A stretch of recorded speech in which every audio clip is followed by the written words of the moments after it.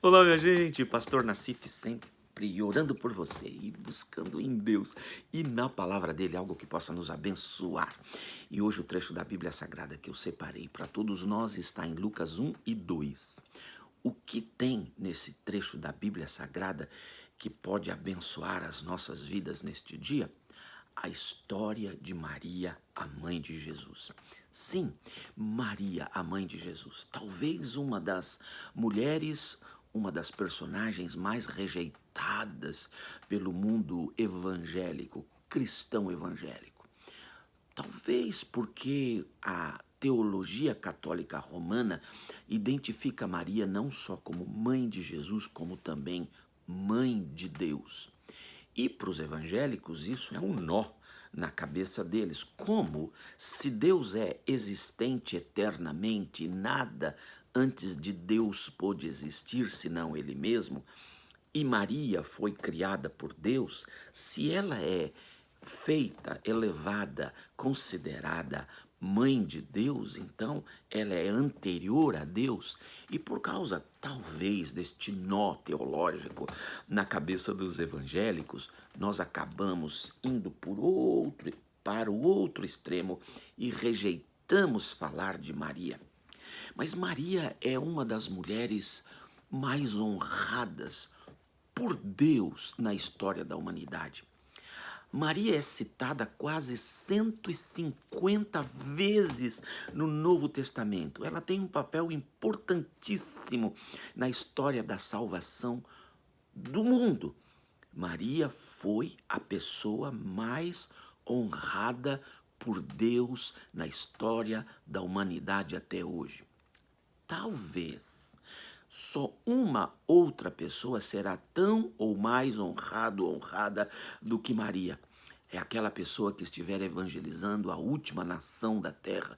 Porquanto a Bíblia diz, este evangelho do reino será pregado no mundo inteiro em testemunho a todas as nações, então virá o fim. O fim, a volta de Cristo, a vida eterna, o fim se dará tão somente depois de todas as nações da terra terem sido evangelizadas.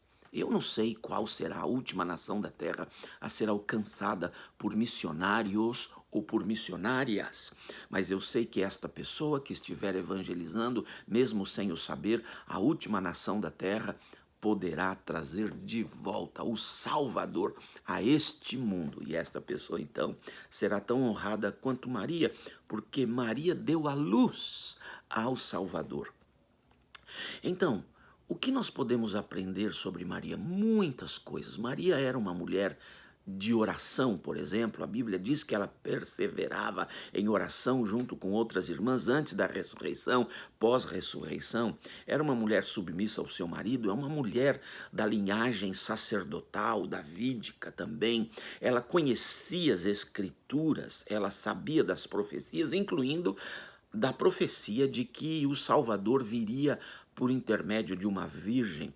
Eu acho que cada jovem virgem do mundo antigo imaginava quem seria a virgem escolhida pelo Senhor para dela sair o Salvador do mundo, o Messias esperado. Então há muito do que dizer sobre Maria. Eu quero destacar hoje para você 4 características da vida de Maria. Vamos lá? Em primeiro lugar, quando a Bíblia diz que o anjo visita Maria no capítulo 1 do Evangelho de Lucas, ela vai dizer, mas eu sou virgem, não conheci homem, sequer estou casada, estava noiva. O anjo diz, o Espírito de Deus te cobrirá e você vai gerar um filho cuja semente foi colocada no seu ventre pelo próprio Deus. Diante disso, Maria, que estava noiva, então ela estava separada para se casar com José. Nos tempos bíblicos, o contrato de noivado valia como contrato de casamento, portanto, só se poderia divorciar para interromper o casamento que viria pouco tempo depois. Maria, mesmo não tendo tido qualquer relação sexual com José anteriormente, ela se dispõe a Deus e diz, eis aqui tua serva. A primeira característica de Maria é que ela se apresentou diante de Deus como serva dele, lhe dizendo: faça-se na minha vida a sua vontade, seja a sua vontade sobre a minha própria vontade. E o que significa Maria se colocar diante de Deus como serva? Aceitar todas as consequências difíceis pelas quais ela passaria pelo fato de ter dito sim para Deus.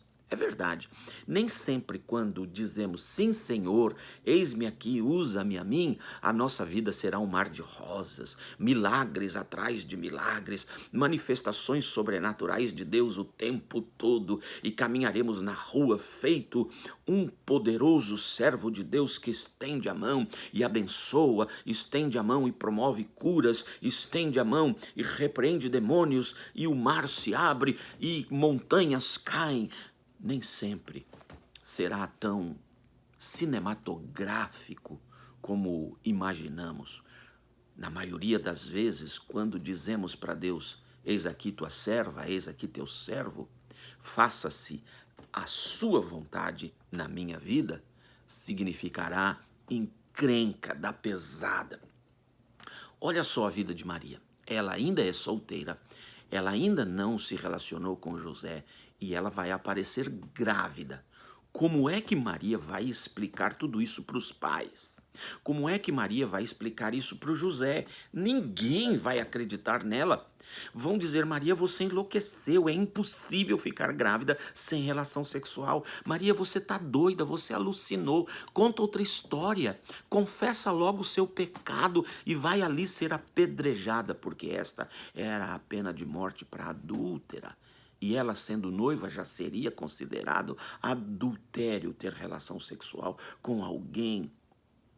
Maria teve que enfrentar toda esta dificuldade. Eu imagino as pressões que ela recebeu, os pais enlouquecidos. Como nós vamos contar isso lá no templo? Como os nossos amigos judeus que sabem nós somos fiéis praticantes da lei, das tradições, das festas judaicas, e agora nossa filha adolescente aparece grávida e diz que foi o Espírito Santo. E o José? Pode imaginar o José olhando para ela e dizendo: Maria, para com isso, Maria. Maria, eu te amo, pode confessar. Olha, Maria, eu vou embora, eu sumo daqui e deixo que todo mundo pense que eu forcei a sua barra. Assim, dessa maneira, você não vai ser apedrejada e eu desapareço do mapa. Maria, mas só confessa para mim, você teve com outro cara. E ela disse: não, Zé, eu não estive. Eu vi o anjo, ele me visitou e disse que Deus faria isso. E agora, essa barriguinha que eu tenho aqui, José, é de Deus. O Zé fala: não dá, Maria, eu vou fugir. Assim eu passo por culpado e você não será apedrejada. E nesta tentativa de fugir, o anjo, de noite, num sonho, aparece para o José e o convence disso. Será que o anjo convenceu os pais de Maria também? Será que o anjo convenceu a comunidade? Ou, quando José saía de braço com Maria pelas ruas, todo mundo comentava: ó, a menina que adulterou e o trouxa acreditou nela. Que pressões Maria, José, a família, eles todos tiveram que enfrentar, porque Maria disse: eis aqui tua serva, faça-se a sua vontade na minha vida. Sabe? E durante toda a vida, Maria enfrentou tremendas dificuldades.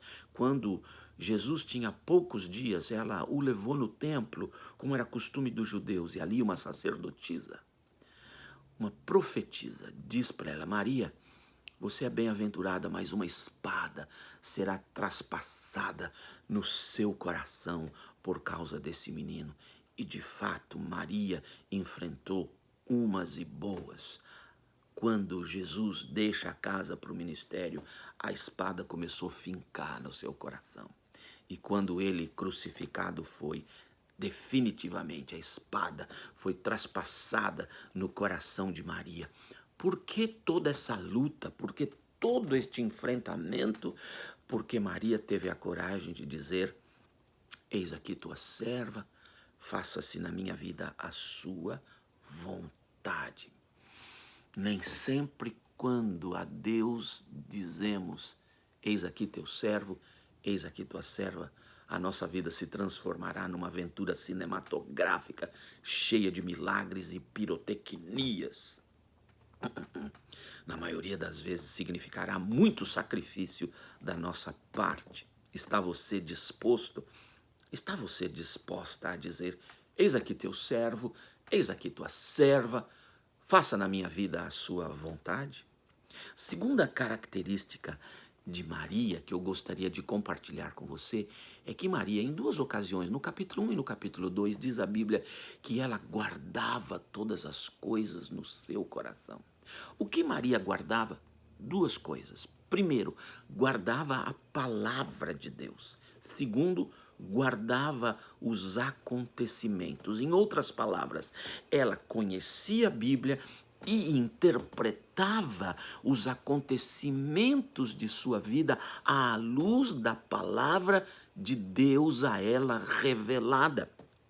Sabe, você também precisa guardar a palavra, memorizar a palavra, conhecer a palavra e então interpretar as circunstâncias de sua vida à luz da palavra, ou você esmorecerá, desistirá de continuar sendo a serva do Senhor, o servo do Senhor. O único jeito de viver nessa vida de intempéries, de tempestades, de tsunamis, de catástrofes, de coisas horrendas que acontecem com a nossa própria vida ou com aqueles que vivem ao nosso redor. Por exemplo, esta pandemia matando tantas pessoas. Por exemplo, a ausência que eu tenho de meu filho, as saudades avassaladora que eu tenho no meu coração. Como interpretar os acontecimentos da minha vida e ao redor da minha vida, se não à luz da palavra de Deus? Ou eu vou enlouquecer. Mas quando eu olho as coisas que estão acontecendo à minha volta, à luz da palavra de Deus, eu sei, Deus é digno de confiança, eu sei, Deus sabe o que está fazendo, eu sei, Deus está conduzindo a minha vida na direção correta, eu sei, na vida eterna eu reencontrarei minha mamãe, reencontrarei meu filho, reencontrarei os meus amigos. Então, eu preciso guardar a palavra e interpretar os acontecimentos de minha vida em meu entorno à luz da palavra. Lição de Maria para você. Guarde a palavra e interprete os acontecimentos à sua volta à luz da palavra.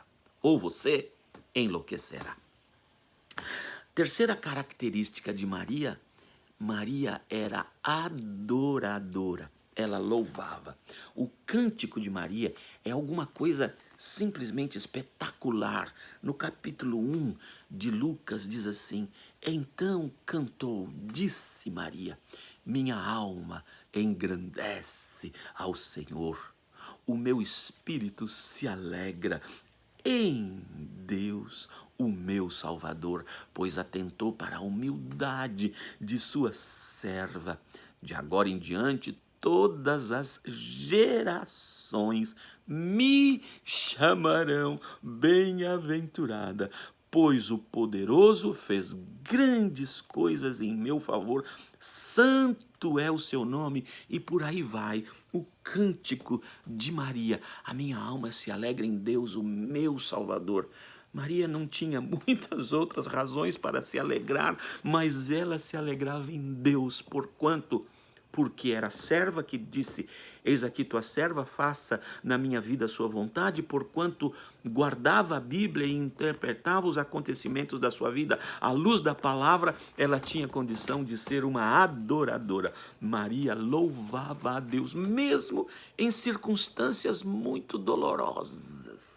Quando a boca dói para a gente cantar, nestas horas, Maria cantava e dizia como Deus é bom mesmo, não entendendo muitas coisas, mesmo quando ela precisava interpretar as coisas à luz da palavra de Deus, e a palavra de Deus não explicava, apenas declarava, confia em mim, eu sei o que eu estou fazendo com a sua vida. Ela louvava e louvava e louvava, porque quem a Deus, louva, recebe unção, recebe graça, recebe poder. Modernamente, a neurociência, os estudos do cérebro humano descobriram que quando você chora, um choro de amargura, de raiva, de frustração, quando você tem amargura, quando você tem raiva, quando você reclama, hormônios horrendos se espalham pelo seu corpo e produzem depressão, produzem doenças, produzem mau humor, mexe com o batimento regular do seu coração e desregula tudo. Vai trazer gastrite, vai trazer problemas estomacais, intestinais, até câncer. Por quê? Porque os hormônios que estão sendo jogados dentro de você são hormônios consequentes do seu mau humor, da sua reclamação, da sua queixa. Mas quando você, pela fé, louva e diz: a minha alma engrandece o Senhor, o meu coração se alegra por causa das coisas grandes. Quando você louva com gratidão a Deus, mudam os hormônios. Vêm hormônios bons, hormônios do amor, hormônios da esperança, hormônios da fé, hormônios que trarão saúde para o seu corpo, para o seu coração, para a sua mente. Você terá uma vida saudável. Vale a pena louvar a Deus mesmo em meio a circunstâncias difíceis, porque o louvor glorifica o Senhor e dá saúde para você. Maria nos ensina a louvar a despeito de qualquer consequência. E a quarta característica da vida de Maria, nós não vamos encontrar só no capítulo 1 e 2 de Lucas, mas vamos encontrar no capítulo 2 de João. Lembra aquele casamento de Caná da Galileia? Então, naquele casamento, Jesus e seus irmãos e a sua mãe foram convidados para o casamento. Aparentemente, a mãe de Jesus estava ajudando na organização da festa, porque quando o vinho acabou, em vez de irem falar diretamente com o organizador mor, com o chefe da organização da festa, o tal do mestre-sala, eles correram falar com Maria. E Maria então disse: vocês têm que falar com Jesus. Olha a lição de Maria: eu não resolvo nada. Quem resolve é Ele é o resolvedor de todas as coisas. Então, quando foram falar com Jesus, Jesus se vira para Maria e dá uma frase que em português soa tão difícil. Mulher, disse Jesus, que tenho eu contigo, não é chegada a minha hora? Sabe o que Jesus estava querendo dizer para Maria? Maria, hoje eu inicio o meu ministério na terra. Hoje eu deixo a sua casa, minha mãe, e vou para as ruas no meu ministério. Mas a hora de derramar o vinho perfeito é mais tarde, ali na cruz do Calvário. E ele realiza aquele milagre da transformação da água em vinho. E o mestre-sala chama o noivo e diz: se você é um noivo diferente, todo mundo no começo da festa põe um vinho bom e depois qualquer vinho, mas você colocou no final um vinho mais excelente. O que isso simbolizava? Simbolizava que o vinho excelente seria derramado na cruz do Calvário. O sangue de Jesus. E ali Jesus, diz a Bíblia, dá início ao seu ministério nas ruas. O que isso significa? Maria criou seu filho para ser um homem. Maria criou seus filhos para serem homens e mulheres de Deus.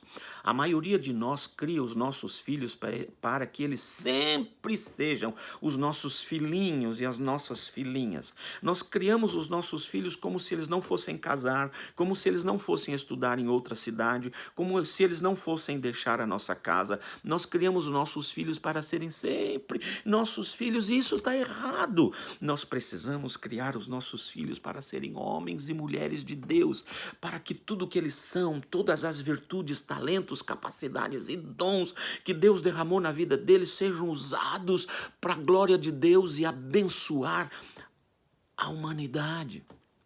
Maria entendia a hora do filho deixar a casa e ela o abençoa para que ele saia de casa e vá exercitar o seu ministério, para que ele saia de casa e vá ser lá na vida, lá na rua, lá na comunidade, lá na cidade, lá no país, lá no mundo, quem Deus planejara, ele o fosse para toda a humanidade. A quarta lição de Maria é: crie seus filhos para serem homens e mulheres de Deus. Criem seus filhos para deixar a sua casa e serem lá fora tudo aquilo quanto Deus deseja eles o sejam. Maria tem esta qualidade. Mesmo com a dor no seu coração de ver seu filho deixar a sua casa, deixar a sua cama, estar distante e não mais próximo de suas mãos, ela já não pode mais vê-lo todos os dias com ela, ele caminhará pelas ruas de Israel e impactará o planeta Terra até chegar à cruz do Calvário. Maria era uma serva que disse: eis-me aqui, mesmo com todas as confusões que isso trará para a minha vida, eis-me aqui, faça a sua vontade na minha vida. Maria guardava a palavra de Deus e interpretava os acontecimentos de sua vida à luz da palavra de Deus.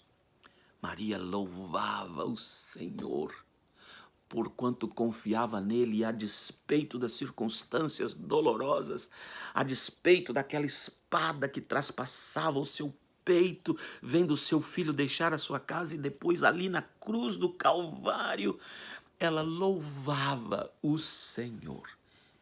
E em quarto lugar, Maria educava seus filhos para serem homens e mulheres de Deus. Como a gente sabe que o nosso ministério de pai, o nosso ministério de mãe está dando certo? Quando Jesus Cristo estava ali no Jardim das Oliveiras, havia uma pedra chamada Getsemane. Nesta pedra eles colocavam 5, 6, 7 sacos de azeitonas, um saco em cima do outro, de maneira que o primeiro saco, lá encostado na pedra, ele era lentamente esmagado pelos sacos que estavam por cima, de maneira que este último saco vertia um azeite precioso, puríssimo, porquanto vagarosamente aquelas azeitonas eram esmagadas até nada mais sobrar delas. Era o azeite puríssimo. Quando Jesus debruça para orar na pedra do Getsemane, todas as pressões dos pecados da humanidade começaram a pressionar Jesus.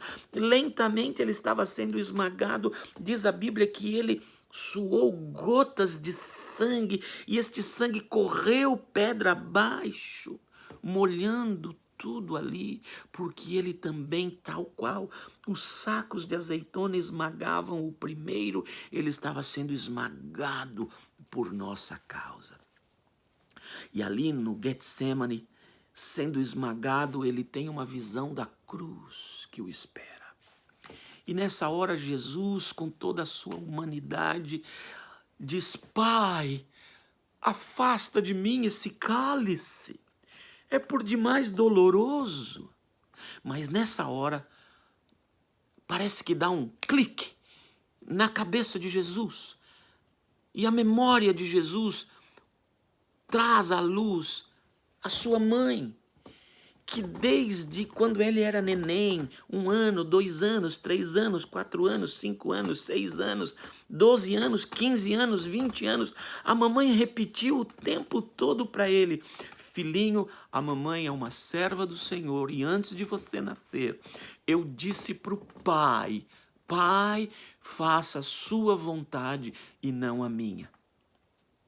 E ele foi tão impregnado desta mensagem por sua mãe, que na hora do Getsemane, quando ele diz: Pai, afasta de mim esse cálice, ele lembrou da mãe e pronunciou as mesmas palavras de sua mamãe: Pai, todavia, faz a sua vontade na minha vida e não a minha vontade. Pai, faça-se a tua vontade. E por que Jesus teve a coragem de dizer, a exemplo de sua mãe, Pai, faça-se a tua vontade? Diz a Bíblia que ele viu o que lhe estava proposto depois da cruz. Tal como Maria, que louvava a Deus porque ela interpretava os acontecimentos da vida à luz da palavra de Deus, então ela tinha coragem de louvar. E a Bíblia diz que Jesus teve uma visão da alegria que lhe estava proposta após a cruz, porque ele interpretou as circunstâncias da vida à luz da revelação da palavra de Deus a ele. E ele então pôde dizer, Pai, faça-se a tua vontade. Quer saber se o seu ministério de pai, o seu ministério de mãe está dando certo? Quando chegar o dia em que seu filho ou a sua filha olhar para você e com voz solene, com consciência plena do que tudo isso significa, disser a você, papai, a você, mamãe, pai, mãe, eu estou indo lá fora porque eu desejo que a vontade de Deus seja realizada na minha vida. Não o meu sonho, não a minha vontade, mas o sonho e a vontade do Pai. Então, você terá sabido que você venceu como papai e venceu como mamãe, porquanto você forjou nos filhos o desejo de serem servos de Deus, a despeito das consequências que isto possa trazer na vida deles, eles desejarão que, acima de tudo, a vontade de Deus seja realizada na vida deles. Maria, que mulher surpreendente. Serva, não importando as consequências, guardava a palavra e interpretava as circunstâncias de sua vida à luz da palavra a ela revelada, louvava a Deus pela fé, porquanto sabia do seu destino, e entendia a hora de liberar seus filhos para serem na vida tudo quanto Deus desejava que eles o fossem. Pense nisso e não se esqueça, você é muito amado, muito amada. Amém? Amém e amém.